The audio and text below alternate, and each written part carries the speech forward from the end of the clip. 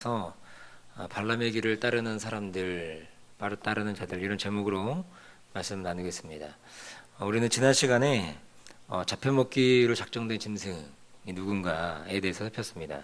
이들은 멸망과 파국을 향해 달리는 폭주 기관차 같은 그런 모습을 보이는 것입니다. 이들은 하나님을 두려워하지 않죠. 하나님을 경외하지도 않고 하나님을 두려워하지도 않는, 하나님의 심판도 두려움과 같아 보이지도 않는 이들의 모습을 보는 겁니다. 그래서 성경은 이들을 어떻게 부르느냐?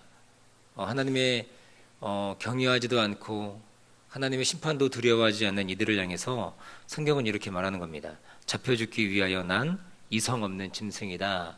이렇게 얘기하는 것입니다. 그러니까 이들의 진짜 문제는 무엇인지 아십니까? 이들의 진짜 문제는 멸망을 향해서, 파국을 향해서 치닫고 있는 그 모습에 자기만 그렇게 살아가는 것이 아니라는 거죠. 그들만 멸망을 향해 달려가는 것이 아니고 많은 이 땅의 성도들을 유혹해서 넘어뜨려서 그들도 또한 멸망의 길로 같이 가려고 하는 그들의 모습이 있다는 것입니다. 그래서 이 이단들이 공격한 대상이 있다는 거죠. 타깃으로 정하는 사람들이 있다는 것입니다. 어떤 사람들이냐 보니까 굳세지 못한 영혼들을 유혹한다는 것입니다. 여기 굳세다의 원어의 뜻이 무엇이라고 말씀드렸죠? 고정되지 않은, 불안정한 이런 사람들. 그러니까 공동체에 고정되지 않고 하나님의 말씀이 고정되지 않은 불안정한 이런 사람들을 타깃으로 정한다는 것입니다. 그러니까 구원의 확신이 없고 공동체에 뿌리내리지 못한 영혼들을 이단들은 어떻게 합니까? 성경에 보면 산길자를 찾아 두루 찾아다니는 그 사자 같은 그런 모습으로 찾아다니고 있다는 것입니다. 그래서 우리 가운데 중요한 것이 무엇입니까? 우리 가운데 신앙생활하면서 우리가 점검해야 될 것이 내가 구원의 확신이 있는가, 이것을 우리가 점검하는 모습이 필요한 것입니다. 그리고 또 하나 무엇이냐면 공동체 의식을 갖는 것. 내가 어떤 공동체에 소속되어 있는지, 우리 사랑교회 공동체에 소속되어 있다면 여기 안에 뿌리를 내리고 신앙생활 잘하는 것, 이것이 너무나 중요한 것입니다. 자, 어제 이제 청년 한 명이 와가지고 이제 그 남자 청년인데 같이 성경 공부를 했습니다. 이제 청년들은 제 일과가 뭐냐면 예수님이 누구인가에 대해서 배우고, 그리고 나서 이제 하는 것이 영접기도 하는 걸 이제 시킵니다. 영접을 시키는데 그때 이제 청년하고 얘기하면서 했던 것이, 그러니까 영접기도를 하고 난 이후에 마음의 감정이나 상태나 그런 상황들이 변한 게 전혀 없거든요. 근데 영접을 함으로 뭡니까? 구원을 얻은 거죠. 우리가 마음으로 믿어 의에 이르고 입으로 시인할 때 구원을 이루는 거 아닙니까?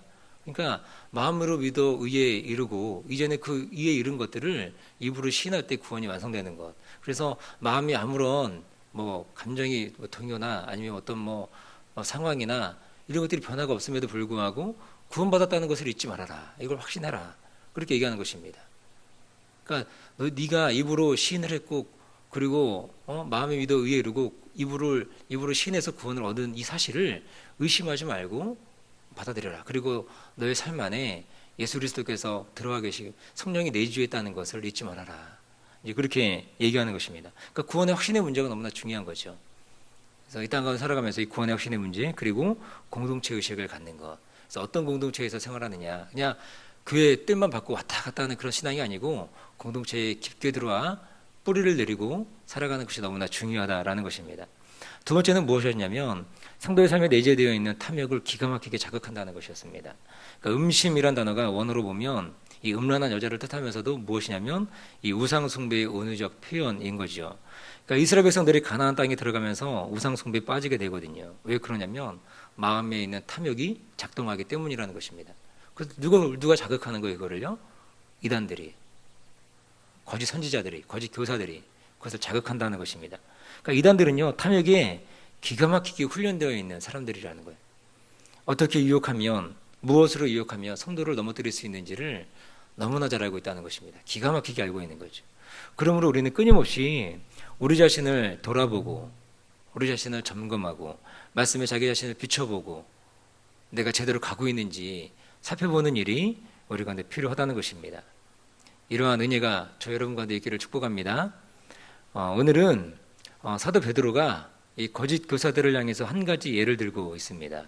누구를 예를 들고 있느냐? 바로 구약에 나오는 발람 선지자 예를 들고 있는 거죠. 여러분 아시다시피 발람 선지자가 어떤 사람입니까? 모압 왕 발락이 고용한 거짓 선지자입니다. 모압 왕 발락은 이 발람을 고용해서 이스라엘에게 저주를 퍼붓기를 원했습니다. 그래서 고용한 거 아닙니까? 그래서 오늘 말씀에도 보니까 15절에 하반절에 보니까 발람의 길을 쫓는다 그러면서 그가 어떻게 합니까? 불의의 삭을 사랑한 거죠. 불의의 삭. 그러니까 거기서 뭐 돈 준다고 하고 뭐 여러 가지 뭐 것들 얘기하니까 어떻게 하는 거예요? 불의의 삭을 살아가면서 이제 거짓 메시지를 하려고 하는 이 발람의 모습을 본다는 것입니다. 그런데 하나님께서 어떻게 하십니까? 발람을 막아서시는 거예요. 어떻게 막아서십니까? 특히 오늘 말씀이 나오는 것처럼 나귀를 통해서도 하나님이 역사하신다는 것입니다. 이렇게 불의 삭을 사랑하면서 거짓 예언을 하려고 하는 이 선지자에게 어떻게 합니까? 하나님이 나귀를 통해서 말씀하는 것들 우리가 본다는 것입니다. 또 오늘 베드로 사도는 이렇게 과격하게 말합니다. 16절에 보니까 이렇게 얘기하죠. 자기의 불법을 인하여 책망을 받되, 누구를 통해 책망받는 거예요? 나귀 통해서 책망받는 거죠. 말 못하는 나귀가 사람의 소리로 말하여 이 선지자의 미친 것을 금지하였다. 이렇게 얘기하고 있다는 것입니다. 미친 짓을 금지한 것. 그래서 하나님께서는 이렇게 성도들을 넘어뜨리려고 하는, 하나님의 백성을 넘어뜨리려고 하는 이 거짓 선지자들을 가만두지 않는다는 것입니다. 이렇게 경고하시고 경계하시는 모습을 본다는 것이죠. 근데 나중에 여러분 어떻습니까? 나중에 이스라엘은 그러니까 발람이 거짓 예언하지 않지만 이제 발락에게 뭔가 이제 소스를 주는 거죠. 어떻게 하면 이스라엘 백성들을 넘어뜨릴 수 있는지. 그것이 무엇입니까? 이 부올의 아들인데 이 부올 사건이 있지 않습니까? 발람이 함정에 빠지게 만든다라는 거예요. 어떻게 하는 겁니까? 이스라엘 백성들을 우상 숭배에 빠지게 만들고 그리고 음행하게 만든다는 것입니다. 그러니까 여기 다 넘어지는 거예요. 그래서 이 일로 인해서 이스라엘 백성들이 얼마나 죽느냐? 24,000명이 죽는 그런 비극적인 일이 일어났다는 것입니다. 그래서 18절은 이렇게 말씀하는 거예요. 18절은 이 일을 빗대서 이렇게 얘기합니다. 저희가 허탄한 자랑의 말을 토하여 미혹한 데 행하는 사람들에게서 겨우 피한 자들을 어떻게 한 거예요? 음란으로써 육체의 정욕 중에서 유혹했다. 이렇게 얘기합니다. 이 발람의 이 유혹과 다르지 않다는 것입니다. 이것이 바로 발람이 이스라엘 백성들을 망하게 한 그 모습이라는 것이죠. 그리고 당시 이 편지를 수신하고 있는 성도들이 당한 일, 이것이 바로 이러한 모습이라는 것입니다. 이 미혹한 데서 간신히 헤어나왔는데 근데 결국에 넘어지는 것이 무엇입니까? 이 음란입니다. 육체의 정욕을 이기지 못하고 결국에는 죄에 넘어지는 이 성도의 모습을 본다는 것입니다. 이것은 또한 이 땅을 살아가는 우리들에게도 일어날 수 있는 일이라는 거죠. 그러므로 사랑하는 성도 여러분, 우리는 진실로 분별력을 갖는 모습이 필요한 줄로 믿습니다. 우리에게 얼마나 좋은 교회와 공동체를 주셨습니까? 이 교회에서 신앙생활을 할 수 있다는 것이 너무나 큰 기쁨이요 축복이 되는 겁니다. 할렐루야. 예. 우리 가운데 너무나 좋은 공동체, 너무나 좋은 이 교회에 주셨습니다. 여기서 신앙생활 할 수 있다는 거 진짜 감사합니다. 너무나 감사죠. 그리고 이 기쁨 아닙니까? 너무나 큰 기쁨. 이 기쁨을 우리가 나눌 수 있는 그런 은혜가 있기를 주님의 이름으로 축복합니다. 그리고 또한 오늘 말씀하는 것이 무엇입니까? 이단들에 대한 안타까움을 오늘 사도 베드로가 얘기하고 있습니다. 21절이 이렇게 얘기하죠. 21절 보면 이렇게 말씀합니다. 의의 도를 안 후에 받은 거룩한 명령을 저버리는 것보다 알지 못하는 것이 도리어 저희에게 나으니라. 이렇게 말씀합니다. 여기서 말하는 저희는 누구를 가리킵니까? 여러 의견들이 있는데 여기서 저희는 거짓 가르침을 일삼는 거짓 교사들, 거짓 선생들을 의미하는 것입니다. 그리고 또 거짓 선생들에게 유혹을 당한 성도들이 바로 누굽니까? 저희라는 거예요. 근데 이 저희들을 향해서 뭐라 그래요? 의의 도를 안 후에 받은 거룩한 명령을 저버리는 것이 차라리 알지 못하는 것이 낫다. 이것을 이렇게 얘기하고 있다는 것입니다. 이단들이 처음부터 이단이었습니까? 거짓 선생들이었습니까? 그렇지 않다는 거죠. 처음엔 이들도 어쩌면 잘 믿었을 것입니다. 그러다가 잘못된 가르침이나 깨달음 이런 걸 통해서 변질되는 모습을 보였다라는 거예요. 당시에 이단이 뭐라고 그랬죠? 영지주의였죠. 극단적 이원론, 영은 선하고 육체는 악하다 이렇게 얘기하는 이들. 처음부터 이들이 이런 모습 보이지 않았을 것입니다. 그런데 당시 헬라 사상 가운데 그런 모습들이 있다라는 거예요.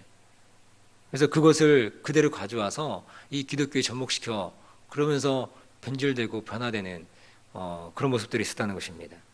사도 베드로는 이러한 이들을 향해서 안타까움을 보이는 것입니다.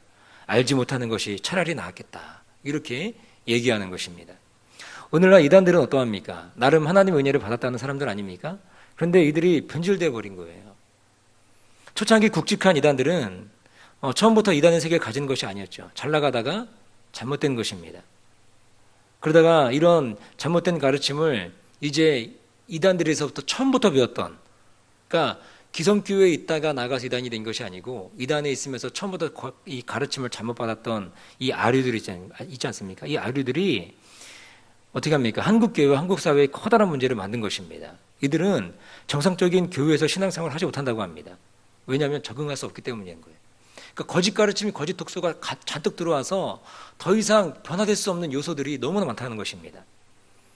신천지 이만희의 신앙 이력을 조사를 했는데 이 신천지의 이만희의 신앙의 이력을 보면 참 가관입니다. 이 사람은 처음부터 이단에 속해서 계속해서 이단의 세계에서만 신앙생활을 했던 사람이라는 거예요. 그리고 나서 자신 스스로가 교주가 되어버렸다는 것입니다. 그래서 22절에 마지막 절의 말씀이 참으로 맞는 말씀 아닙니까? 뭐라고 합니까? 참 속담에 이르기를 걔가 그 토하였던 것에 돌아가고 돼지가 씻었다가 더러운 구덩이에 도로 누웠다 하는 말이 저희에게 응하였도다. 이 사람은요, 신천지 이만희는 계속 그렇게 걔가 토했던 것에 눕고 씻었다가 더러운 곳에 다시 도로 눕는 이 말씀이 딱 맞는 그 말씀이라는 거예요. 그러니까 정상적인 신앙생활을 할 수 없는 이 모습을 보이고 있다는 것입니다. 작년인가 CBS 기독교 방송에서 신천지에 빠진 사람들이라는 기획 특집을 방영했습니다. 이것 때문에 그랬는지 올해 들어서 이 신천지들이 이 전국 CBS 방송국 앞에 모여가지고 대대적인 시위 벌이지 않았습니까? 잘 모르시는군요. 와, 진짜 기가 막히게 대열을 갖춰가지고 소리를 지르면서 불만하더라고요. 이제 그걸 이제 CBS 또 기자들이 다 찍어가지고 페이스북에다가 뭐 실시간 방송에 막 다 올리고 그런 것들을 봤거든요. 근데 이때 제가 그 전체 영상을 다 봤는데 진짜 신천지에 빠진 가족을 구하는 것이 너무 어렵더라고요. 계속해서 개와 같은 모습으로 또는 돼지 같은 모습으로 토했던 곳에 돌아가고 더러운 구덩이로 도로 돌아가는 그들의 모습을 본다는 것입니다. 가족들이 끊임없는 사랑이 아니면 이들에게 소망이 없다는 거예요. 진짜로 가족이 아니면 소망이 없습니다. 신천지에서 살아 돌아온 사람들은 가족들의 그 끊임없는 사랑 때문이었다는 것을 보게 되는 거예요. 그러니까 가족들이 포기하면 돌아올 가능성이 거의 없는 거예요. 그나마 가족들이 부모나 자식이나 끝까지 붙잡고 있고 사랑으로 포기하지 않을 때 돌아올 확률이 있는 거지, 이 이단에 빠진 사람들 돌아온다는 것이 정말 쉽지 않다는 것입니다. 오늘 우리는 2장 1절부터 오늘 22절까지 전체를 좀 긴 시간 동안 봤습니다. 이단들의 행태, 이단들의 속성 살폈습니다. 이것을 보면서 우리는 어떤 것을 가져야 되냐? 분명한 경각심을 가져야 하는 것입니다. 그리고 우리가 분별할 수 있어야 하는 것입니다. 절대로 우리가 이단에 넘어가는 어리석은 인생이 되면 안 되는 것입니다. 혹시 유혹이 있을 때 어떻게 하라고요? 공동체 지도자들, 또 공동체에 소속되어 있는 목자들, 또 전도사님에게, 또 목사님에게 분명히 얘기해야 합니다. 교회 바깥에서 성경 공부하는 것, 이것만큼 위험한 일이 없습니다. 꼭 알리시길 바랍니다. 그래서 잘못하면 인생을 망치는 거예요. 가족의 인생도 망치고, 그리고 더 중요한 것은 우리 가운데 허락하신 영생을 잃어버리는 어리석은 일을 저지르게 된다는 것입니다. 이런 가르침에 속지 않는 삶이 되시기를 주님의 이름으로 간절히 축원드립니다. 기도하겠습니다.